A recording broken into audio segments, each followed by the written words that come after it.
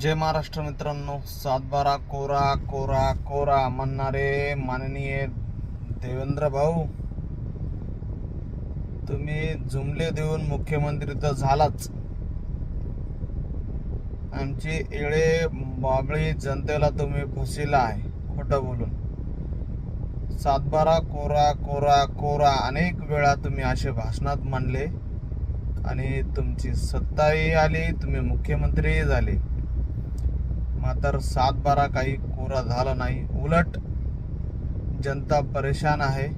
मराठवाड्यात अतिवृष्टी झाली, कोणी पाहायला तयार नाहीये आणि 7/12 काही कोरा व्हायला तयार नाही. तुमची काही तशी इच्छा दिसत नाही.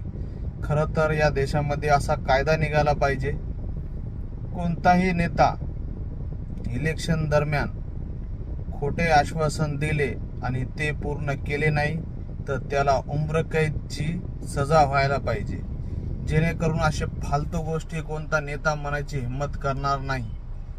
तुम्हाला काय वाटते मित्रांनो? शेतकऱ्यांची फसवणूक आहे की राजकीय जुमला आहे?